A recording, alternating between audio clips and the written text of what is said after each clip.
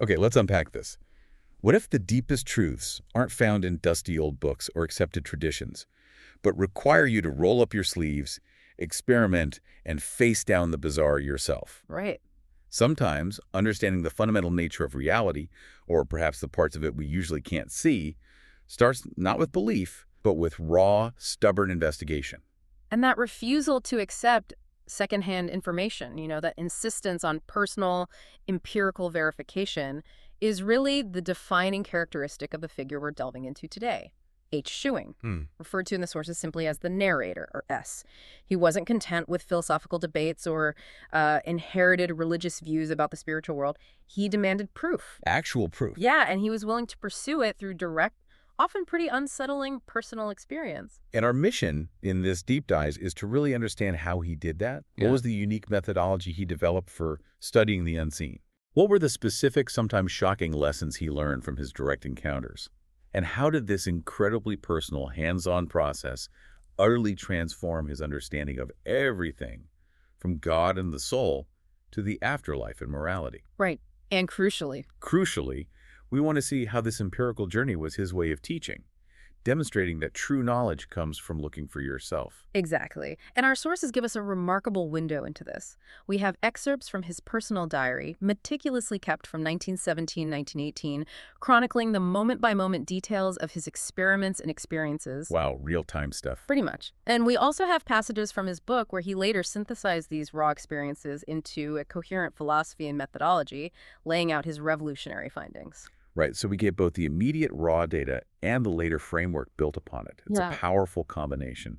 And to truly understand Scheuing's unique perspective and his way of teaching, we have to start at his beginning, because it really sets the stage for the radical transformation that followed. Absolutely. Scheuing is remarkably upfront about his starting point, and it's perhaps the least expected foundation for someone who would become deeply immersed in spiritual phenomena. He states explicitly that he was initially a materialist. A materialist. Yeah. That's not just a lack of belief. That's an active intellectual position that denies the existence of anything non-material, anything spiritual or supernatural. Precisely. This wasn't someone starting from a background of faith or even, open-minded curiosity about the spiritual realm. No? He began from a position that intellectually dismissed it. And paradoxically, that skeptical materialist mindset is what made him such a rigorous investigator of phenomena that seemed to contradict materialism. Huh? He wasn't predisposed to believe, he was predisposed to disprove. So what makes a committed materialist even look at spiritism? What was the trigger? According to the sources, it seems to have been simple curiosity, initially perhaps fueled by a desire to figure out what was behind the claims made by spiritists. Like, were they frauds? Yeah, were they deliberate frauds? Were they deluding themselves? He began by investigating their claims. And the diary gives us a vivid picture of his initial encounters, starting with a Ouija board experience. His immediate reaction, perfectly fitting for a materialist, was ridicule. Yes, he saw it as a kind of parlor game, something trivial that people were playing with, maybe unconsciously manipulating. Right. But he was persuaded to try it. And to his surprise, the board did move. It began spelling out words, answering questions. But even with this initial physical manifestation, his skepticism was fully engaged. He immediately suspected human manipulation. He writes, quite pointedly, "It appeared to me that Mrs. B manipulated the board." That suspicion is crucial. It shows he was applying a basic level of scientific scrutiny from the outset. His first instinct was to look for a conventional physical explanation for the movement. He wasn't ready to jump to spirits. But then something happened that genuinely challenged that assumption. The board spelled out that he and his wife were going to move to a different location. And here's where the detail in the diary becomes vital. He notes that only he knew about this potential move, and he'd only learned about it himself about an hour before the sitting. An hour before. Yeah, he hadn't discussed it with his wife, Mrs. B, or anyone else present. Okay, so if Mrs. B was manipulating the board, how could it reveal information only he possessed? Information that had only very recently entered his own awareness. Exactly. This detail significantly weakened his manipulation hypothesis. He writes that this made him feel inclined to think that Mrs. B was not manipulating it. So, unable to fall back on simple physical fraud, his skeptical mind pivoted to the next potential rationalization: autosuggestion. Meaning the ideas weren't coming from an external source, but were unconsciously being fed into the communication by the sitters themselves, like their own minds influencing it. Precisely. That maybe someone in the group unconsciously knew the answer, or maybe even he was unconsciously guiding it, and that unconscious knowledge was somehow influencing the board's movement through their own minds or subtle physical cues. Right. Not deliberate manipulation, but still internal. Exactly. A more complex psychological explanation rather than an external entity. From the Ouija board, his investigation progressed to table tilting. What was his initial perspective on that? Even more dismissive than the Ouija board, actually. He found the very idea absurd. Really? Yeah. To expect spirits to move a table, he felt, was silly. He started the sitting feeling tired and frankly unimpressed. But just as he was about to mentally check out, there was a movement. Subtle at first, just an inch. Enough to grab the attention of someone who was looking for any sign of genuine phenomenon, however small. And characteristically, his response wasn't wonder, but verification. He describes, "Rising, I walked around the table to investigate whether or not somebody moved the table with their knees." Applying that physical scrutiny again. Trying to debunk it. Exactly. He needed to rule out the obvious. And he found everyone positioned such that physical manipulation seemed highly improbable, if not impossible, given the way it moved. And despite his checks, the phenomenon continued, growing in intensity. This is the point where his casual curiosity and dismissal began to transform into significant interest. He was encountering things he couldn't easily explain away. It's in these early encounters that we see the core purpose driving his investigation solidifying. He states his main objective wasn't to prove Spiritism true or false, but simply to find out whatever could be found out. That open-ended quest for knowledge is key, but he coupled it with a crucial ethical and methodological imperative, not to deceive ourselves in regard to whatever manifestation we might be able to receive. Right, that's self-honesty. Yeah, this insistence on self-honesty, on rigorous internal and external verification, becomes the bedrock of the empirical method he developed for these unconventional subjects. He was determined not to be fooled, either by external trickery or internal bias. And then comes the first named contact in the diary, which he notes felt peculiar, prompting an intuitive sense that it might be better not to investigate further. An early warning sign he registers. Right, a subtle feeling of unease. But Mr. B seems to have pushed the envelope, asking a rather provocative question. "Haha, do you wish to have some fun?" And Haha's response was anything but subtle or fun in a lighthearted way. The table rose dramatically, about a foot in the air, and then dropped with a crash. This was clearly intended to be impactful, and Scheuing's reaction is telling. He describes feeling the mysterious, the uncanny, a sixth sense, which he interpreted as foreshadowing disaster and warning him not to fool with them. Wow. These early experiences weren't just strange or interesting, they were powerful, sometimes frightening, and clearly carried a sense of underlying forces with potential consequences. And the physical force demonstrations escalated from there. They involved other furniture, like a tabouret and a pianola bench. He describes trying to press down on the table and Haha pushing back with such force that it actually tore the table apart. An incredible display of physical power from an unseen source. So And the tabouret incident is equally striking. He describes it following him like a dog, even climbing steps and being pushed onto a davenport. He felt a distinct pushing from beneath. Yet nothing of the force which accomplished this was visible. So not just random movements, but directed actions. Right, directed actions exhibiting significant force, defying conventional explanation. Throughout these experiments, we see the persistent voice of conventional skepticism represented by Mr. P, who attributed the phenomena to electricity and autosuggestion. It's the standard rationalist explanation, isn't it? And Scheuing wasn't entirely dismissive of the idea that magnetism, or our magnetism, played some part, but he wrestled with how magnetism or autosuggestion alone could account for things like spelling words or moving heavy objects with enough force to break them. So he devised a direct test, an experiment to try and isolate the phenomenon. He asked his supposed uncle, another entity they contacted, Right. to perform a specific challenging task as proof that something else besides magnetism is at work. The task was to move a heavy pianola bench 5 feet across a heavy rug, deliberately to touch Mr. P's knees. This wasn't a vague request. It was a precise, verifiable action. And according to the sources, this test was successful. The bench moved as requested and even impressed Mr. P. This is a critical data point for Scheuing. It wasn't just passive movement. It was an intelligent response to a challenge, executed with physical force in a manner that, for him, seemed to rule out simple magnetic or autosuggestion theories. Pointing towards, what?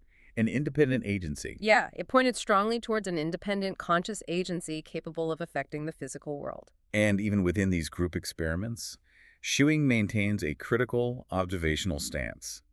He notes that he and Mr. Y didn't perceive the bluish flame that others claimed to see. That's an important detail, highlighting his commitment to reporting his own observations and noting discrepancies. He wasn't just passively accepting the reports of others in the group. Right. He was keenly aware of the difference between subjective experience and verifiable phenomena, and he prioritized what he could personally observe and confirm.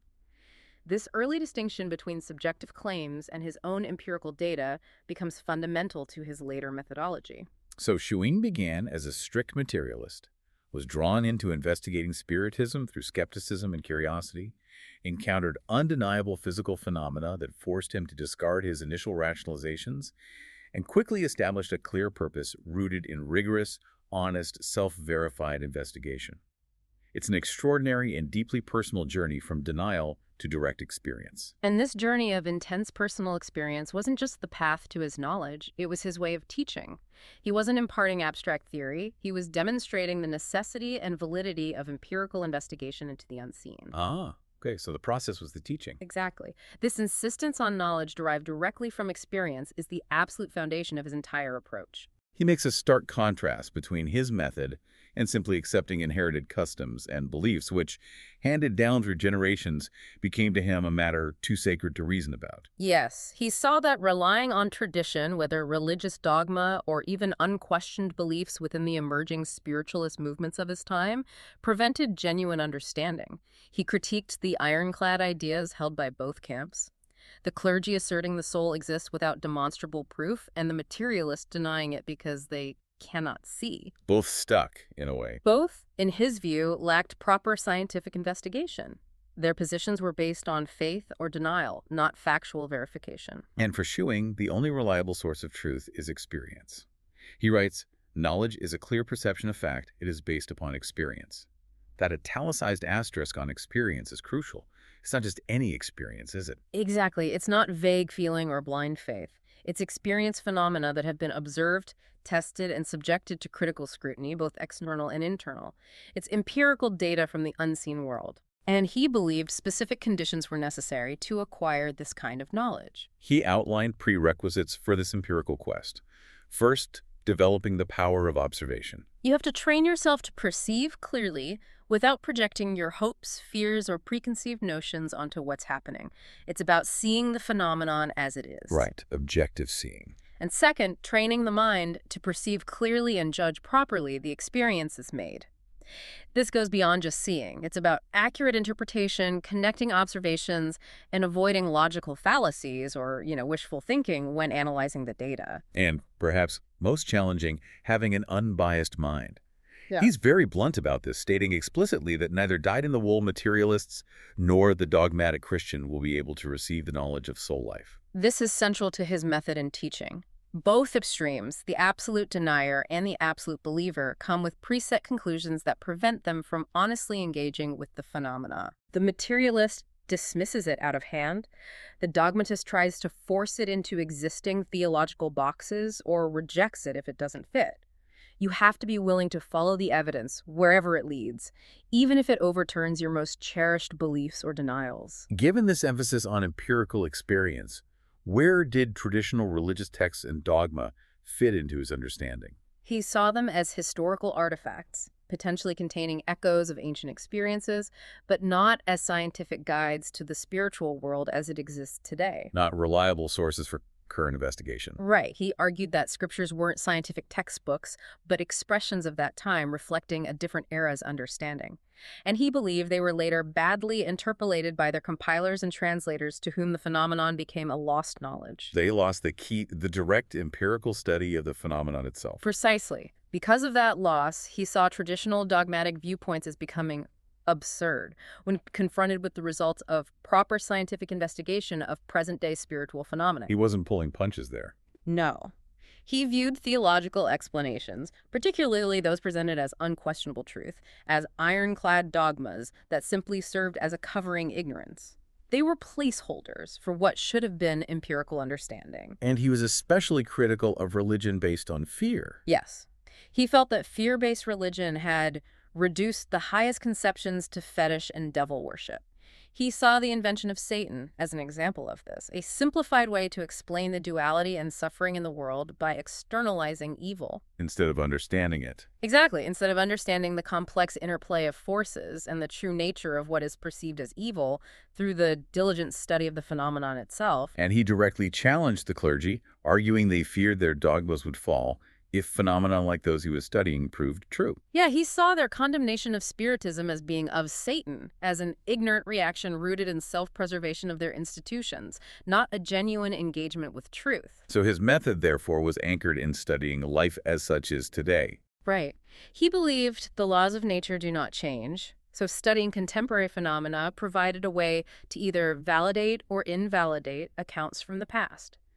The present was the laboratory for understanding eternal principles. And the proof, for him, wasn't in belief systems or historical accounts, but in the undeniable reality of the phenomena he was experiencing. That soul force exists, the phenomenon proves, he wrote. It's the tangible effect from the unseen cause. That was the empirical evidence that could not be reasoned or argued away. He called it the most vital part of the Rock of Ages, something which he believed the stubbornness of the human mind can neither move nor destroy. You can deny it, but you can't ignore the experience itself. Exactly. You can deny it, but if you actually experience and verify it, the fact of its existence becomes undeniable to you. And this commitment to empirical verification is evident throughout the personal diary, even when the experiences became increasingly strange or unsettling. His core purpose remained to find out whatever could be found out, prioritizing self-honesty and factual verification above confirmation of any particular theory or belief. Right. He was building knowledge from the ground up, based solely on his own observed data. This empirical foundation, this insistence on unbiased, personal investigation of present-day phenomena, is not just a part of his teaching, it is his teaching. He taught others by demonstrating this method, by showing them how he moved from skepticism to verified knowledge through direct experience, challenging them to do the same. So with that empirical foundation firmly established, what specific concrete lessons did he draw from these direct encounters? Let's revisit some of those more dramatic experiences from the diary and see how they informed his understanding. Okay, yeah, like the electric light incident. That sounds pretty wild. It was. The entity, requested the electric light be turned out. Scheuing, perhaps asserting control or maybe just wary, simply said no. Just flat out refused. Yep. His wife then, perhaps half-jokingly or maybe out of exasperation, asked why he didn't turn it off himself. And Haha's response, spelled out through the board, was a clear assertion of capability and intent. I can and will. And immediately the house lights went out with a snap. Wow. Scheuing documents his immediate verification, checking the fuses and switches, finding nothing wrong with the electrical system. This was a direct, undeniable physical effect, disrupting the physical environment with no conventional cause he could identify. Empirical proof. For him, yes. Yeah. Empirical proof of a non-physical intelligence being able to directly interact with and influence the material world. Another encounter involved sounds of presence, like footsteps on the front porch, where the entity claimed to be. And this wasn't just auditory. The entity then physically drove the bench against Mr. B, hitting him in the abdomen. Ouch. Yeah. Scheuing notes feeling he had enough of these physical forces, but the others in the group wanted to continue. This again shows the tangible, sometimes aggressive nature of the interaction and the varying comfort levels. But more data points for him. Exactly. More data points for intelligent, unseen force causing physical impact. Speaking of physical interactions, the bench being lifted over their heads sounds absolutely terrifying. It must have been. Lifted the heavy pianola bench high over the heads of the seated individuals, causing Mrs. B to scream. I don't blame her. And when asked why she screamed, she gave a very specific, unsettling reason. She was afraid would appear beneath the bench and look at her. Whoa. So not just fear of the falling bench. No. It was a fear tied to the potential visual manifestation of the unseen entity causing the effect. It implied a presence with form and intent. That's chilling. And then there was the mandolin playing incident. Mm-hmm. Ha-ha spelled rise. The bench gently rose and fell, and then, unexpectedly, a mandolin played a single chord. Just a chord. Just a chord. This is another key data point showing the variety of manifestations. It wasn't always about brute physical force or attempts at visual manifestation. Sometimes the interaction was auditory, even seemingly artistic or symbolic. This would contribute to his understanding that these entities could interact through various sensory channels and with different apparent intentions or capabilities. And the cigar experiment, as described in the diary, is perhaps the most detailed example of his observational method in action, combining multiple sensory inputs. The cigar, seemingly under unseen direction, circles, then moves in a straight line towards his son's cigar. B feels it pulled. They repeat the experiment, with B biting down harder on the cigar to resist any potential physical pulling. Scheuing focuses his observation intently, looking for any visible cause or effect. Mm-hmm. And this is where he observes something specific. He sees a bluish-greenish hand lighting up B's face. A visible hand. Wow. Yeah, a visual manifestation, though partial and brief, alongside a tactile physical one felt by B. And B confirmed feeling something. Oh, yeah. B's reaction confirms the tactile sensation. Oh, and he later describes feeling two cold hands take a hold of his cheeks and pull him across the bench. Incredible. It's a multimodal phenomenon. Scheuing sees the visual hand and light, B feels the tactile hands and pulling, and the cigar itself is being manipulated. This was powerful empirical data for him. Undeniable from his perspective. Pretty much. Intelligent, unseen forces could manifest physically and even partially visibly, interacting directly with individuals. The moment was cut short when Mrs. Y turned on the light prematurely, interrupting this crucial observation. Frustrating. A common frustration for an experimenter, I'm sure, but the data point was logged. These specific, distinct manifestations became the raw material, the empirical data points that Scheuing used to build his later classifications and interpretations of the unseen world. Precisely. He learned to categorize them. Physical force demonstrations like moving tables or benches were elementary. Elementary. Yeah, they were the fundamental manifestations needed to prove the existence of the disembodied ego to skeptical minds, but they were only the fundamentals which lead to the higher understanding. Just the beginning. Right. The phenomena he witnessed were a starting point, not the end goal. He also developed the ability, through continued interaction, to discern different spirits by name, haha, uncle, Mike, truth, hope, strength. Right. But even then, his critical mind noted, he sometimes suspected that some of these names might belong to the same entity, just presenting differently. Always questioning. Exactly. It shows his ongoing process of trying to make sense of the data, even questioning the identities the entities claimed for themselves. It wasn't blind acceptance of communication, but an attempt to categorize and understand the nature of the interacting intelligences. And a key part of his later classification system, derived from his cumulative study, was the concept of auras and soul lights as indicators of spiritual state or vibration. Yes. He developed a system where colors corresponded to different levels of spiritual development or types of entities. Red-brown for the natural man, transparent amber for the spiritualized, dark colors like dark red, dark gray, or jet black for lower types or demons, and brighter colors like purple, pinkish blue, golden, or emerald for higher teachers. A whole spectrum. Yeah.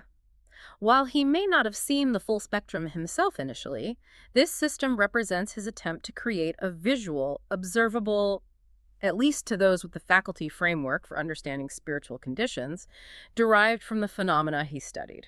He also developed a complex model for the mechanism of interaction based on observing the effects of the sittings. He concluded that disembodied egos drew vitality from the sitters, especially those with a strong medulla oblongata, which in his model was a key physical center for this type of energy or magnetic force. Interesting. He noted this often caused tiredness in the sitters.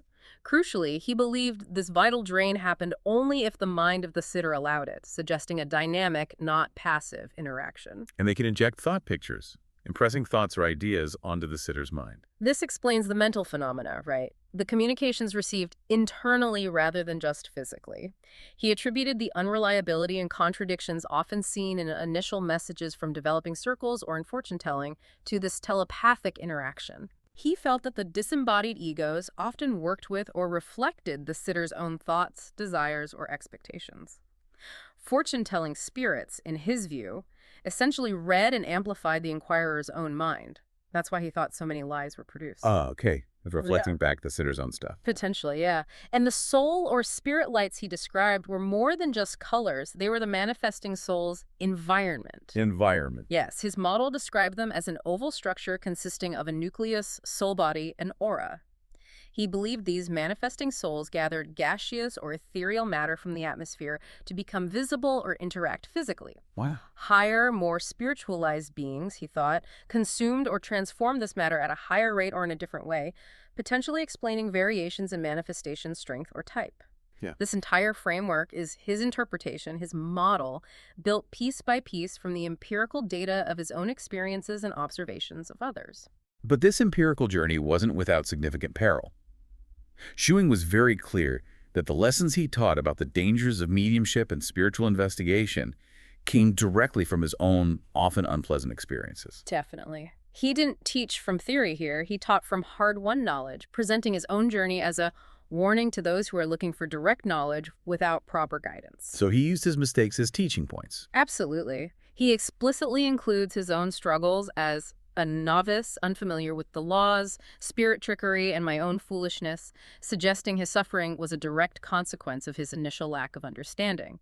His diary is a cautionary tale. And he detailed very specific dangers derived from this experience. First, avoiding undesirable contacts. This stemmed directly from his observations of vitality drain.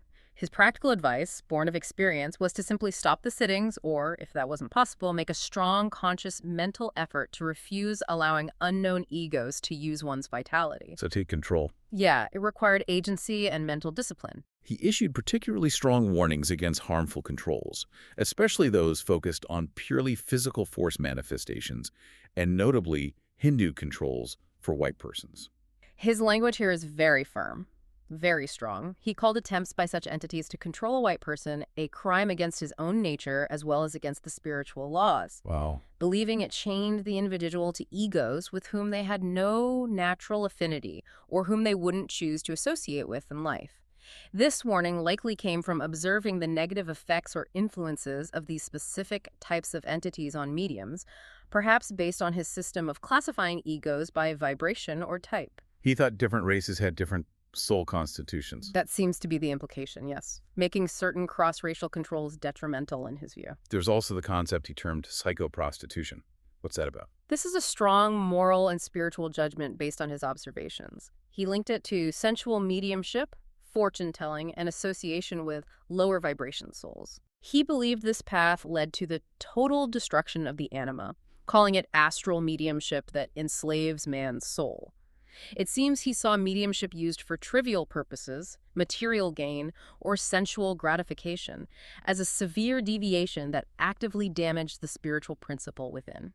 And he saw specific methods like Ouija boards and table tilting as inherently risky during development. Why? Yes, he explained this danger through his model of magnetic interaction. These methods, he believed, created a closer magnetic contact, which temporarily enlarged the sitter's anima. Enlarge the soul body. That was his model. This enlarged anima then allowed disembodied egos to be drawn into the enlarged anima, potentially resulting in a state he described as two minds in one head, which could even lead to acute insanity. Serious stuff. Very. This was his empirical hypothesis for how psychological distress or mental breakdown could occur through these practices. Hypnotism and self-hypnotism were also flagged as dangerous. He saw these practices as establishing sensual mediumship by affecting the objective mind and the medulla oblongata, making a person more susceptible to influence from disembodied egos.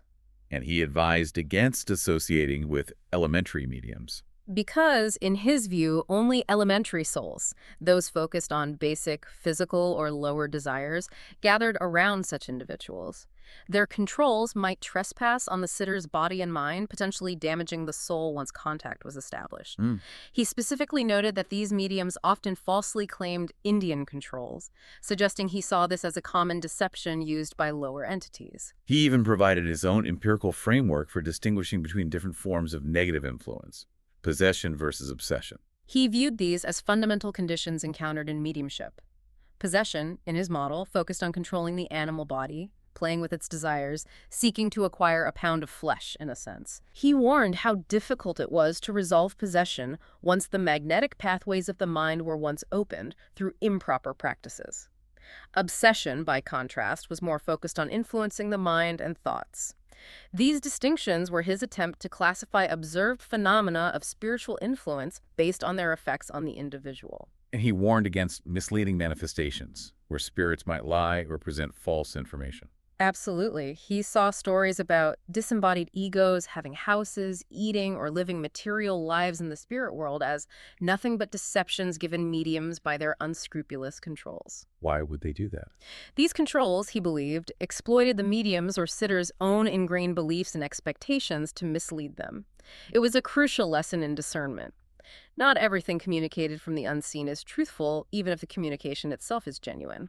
But the dangers weren't just external entities or practices. He experienced significant, painful personal struggles during his development, which he clearly viewed as part of the purification necessary for this path. Yes, his early attempts at automatic writing were failures, silly or bad. This shows it wasn't easy or automatic for him. It required effort and refinement. He described hearing a voice from within and, disturbingly, his tongue moving silently against his will. That sounds incredibly unsettling. It does. This was a visceral experience of losing control over his own physical body, clearly unsettling. And perhaps the most profound struggle was experiencing a distinct punitive force that held before me anything I ever did, reaching even into my childhood days. He called this his day of judgment, and it caused intense feeling and suffering. This wasn't an external entity showing him his past. It seems to have been a process facilitated by the spiritual forces he contacted, forcing him to confront his own history. Like a life review, almost. Kinda, yeah. Showing how his past actions and thoughts has shaped his current state and susceptibility. He went through periods of mental torture and loss of self-identity. These weren't abstract concepts, but lived realities of the developmental process, consequences of navigating these forces, sometimes improperly or without full understanding. And it was these trials, this suffering and intense self-confrontation, that cemented many of his key conclusions about personal responsibility and spiritual development. He learned that temptations and tribulations aren't arbitrary divine tests or external punishments, but are chiefly the result of our own mental condition. It's about internal susceptibility, not just external evil. Exactly. The forces exist, but how they affect you depends on your own inner state, your past actions, your desires. And he saw the necessity of allowing a higher spirit or spiritual principle, presumably the divine spark within, cultivated through struggle to change his ways and remodel him for peace. So the struggle itself was transformative. It seems so. This personal, difficult transformation was integral to his teaching that spiritual growth isn't easy. It requires self-purification. This hard-won knowledge, through suffering, solidified his core belief about free will and what looks like predestination. Yes, the idea that man, being his own master, is predestined to degenerate or to evolve by his own free will. Your destiny isn't fixed by an external God, but by the cumulative result of your own choices, thoughts, and actions. You create your own fate, essentially. Well, I think his experience has demonstrated to him, yeah. The direct causal link between inner state, outer actions, and their spiritual consequences, both in this life and after death. And this understanding led to his strong emphasis on purity of mind and honest aspiration as absolutely crucial, especially in mediumship, but by extension in life. He saw self-deception as one of the worst sins of the age. He learned the vital importance of rigorous self-honesty, not just in observing external phenomena, but in understanding one's own motivations and inner state, as this directly impacted the types of forces one would attract and the dangers one would face. His suffering was, in a sense, the empirical proof of the spiritual laws governing development and interaction, demonstrating the consequences of violating them. So, after this intense, empirical, and often painful journey, where did he land? What was the final outcome of his investigation? How did his understanding of spiritual reality become fundamentally restructured, presented not as faith, but as truth derived from his studies? Well, his conception of God underwent a radical shift. Based on his study of spiritual laws he observed and the nature of higher entities he encountered, he moved away from the punitive, jealous, or anthropomorphic image of the Old Testament. Towards what? His conclusion was definitive. God is love and neither damns nor curses anything. That's a big change from tradition. Huge. He saw God not as a personified ruler, but as spirit, Life, love, the supreme cause, the spiritual life animating man to the degree of his receptiveness.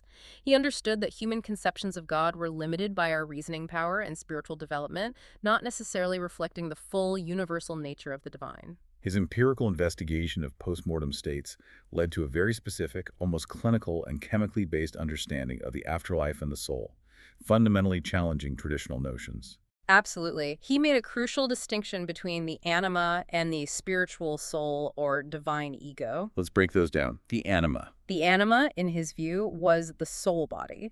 It was the vaporous form or duplicate of the mortal physical body. He called it the mind encased in vapor. Okay. It was nourished partly from the physical body during life and partly from the atmosphere. Crucially, it was the thought body and desire body, meaning it retained the characteristics, habits, and cravings cultivated during life. So it carries your baggage, so to speak. Pretty much. He believed it was the fundamental cause of reincarnation because its ingrained desires would pull the ego back to physical existence. Its color, the soul light, reflected the ego's spiritual development or lack thereof. Without active mind and spiritual development, the anima would degenerate after death. And the spiritual soul or divine ego. This was the pre-existent spark of God, the breath of life, that animates the anima and the physical body. This is the immortal, potentially eternal part. This leads to his redefinition of immortality. Yes. For Scheuing, immortality simply meant do not die. The anima continues to exist after the death of the physical body and can draw matter to manifest in cells, allowing one to live again in a sense, particularly for lower developed souls.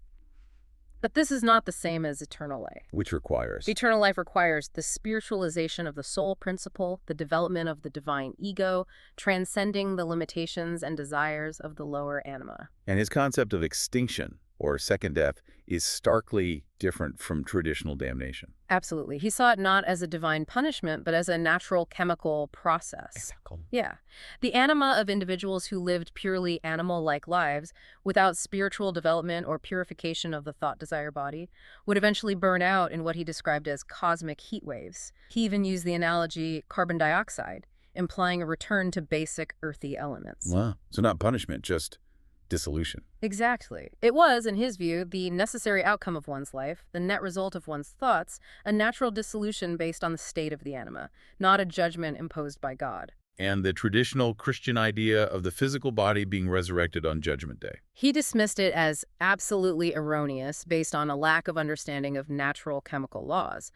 The physical body, he argued, dissolves completely after death, and once dissolved, not even God could call it back into existence. The direct challenge. A direct contradiction of a key tenet of Christian theology, based on his empirical understanding of physical processes. He observed, based on his communications, that death does not immediately change man mentally or spiritually. Right. The mind, housed in the anima, remains active, carrying its earthly habits, desires, and suffering into the afterlife. Man draws gaseous matter into the anima according to those ingrained desires, which shapes their post-mortem environment and state. So you create your own afterlife condition. Therefore, in his view, man and not God is responsible for the low condition he finds himself in after death. Your fate is the direct consequence of the state of your soul body developed during life. How did his empirical findings reshape his understanding of Christ's message? He concluded that Christ's purpose wasn't solely about belief for salvation, but about demonstrating the truth of the better resurrection. The better resurrection. Yeah. This was achieved by understanding spiritual truth, which he linked to becoming spiritual, the process of spiritualizing oneself, purifying the anima, and developing the divine ego. While belief in Christ might offer a temporary safeguard against extinction, true spiritual evolution and eternal life required this active preparation on earth. And the teachings he received from entities he considered higher from the other world were distinct from conventional theology. Yes, they preached the living Christ taught by St. Paul, emphasizing a spiritual, evolving Christ rather than the figure presented in later creeds. Rebirth, in this context, wasn't just a single event, but an ongoing process of purifying the anima and gaining control over the mind and its desires. An active process. Right. He saw the spirit Christ is and remains the spiritual ruler of the souls, a guiding principle for spiritual evolution. Finally, how did this empirical approach influence his view on morality? He viewed conventional morals as an artificial conception, flexible and dependent on societal codes rather than fundamental spiritual law. He saw instinct in humans as having become an inherited form of degeneration through generations of misuse of free will rather than a pure guiding force. Degenerated instinct. That was his term. True spiritual perfection for him came not from external moral codes or flawed instinct, but from the constant cultivation of the spiritual principle within. Which ties back to? This tied directly back to his core teaching of self-responsibility, free will, and spiritual evolution. One is not predestined by God, but predestined to degenerate or to evolve by his own free will. Your fate, your condition after death, is the direct result of your choices and actions in life. And ethics in mediumship. He also integrated ethical conduct into his teaching on mediumship, emphasizing purity of mind and honest aspiration as crucial for safe development, warning against using spiritual abilities for material gain because his studies show the detrimental effect it had on the soul. So, looking at H. Scheuing's journey, we see materialists who dared to investigate spiritual phenomena with remarkable rigor and honesty. His pathway was defined by empirical observation, direct experience, meticulous documentation in his diary, navigating profound dangers and personal suffering, and ultimately arriving at a completely restructured understanding of reality, one he presented not as belief, but as truth derived from his studies. And his way of teaching was fundamentally this process itself. He taught others by demonstrating how to move from skepticism to verified knowledge, by providing a framework for interpreting the phenomena based on his empirical data, and by warning them of the perils he personally encountered. The journey was the lesson. Exactly. He challenged others to seek truth for themselves through unbiased investigation, just as he had. It raises a fundamental question. In a world saturated with information, with so many competing claims about what is true, from scientific facts to deeply held beliefs, how valuable is an approach based on rigorous personal investigation and empirical evidence, even when applied to topics as unconventional as the spiritual realm? It suggests that perhaps the most reliable knowledge isn't found by simply accepting what you are told, but by developing the capacity to observe, test, and verify reality for yourself, whatever form that reality might take. And that leaves us with this provocative thought for you, the listener. What beliefs or assumptions do you hold, perhaps, about the nature of reality, about life, about yourself, that you've never truly questioned or tested through your own direct, unbiased investigation? What might you discover if you dared to look for yourself, even in the most unexpected places, with the same rigorous honesty Scheuing applied to his own remarkable deep dive?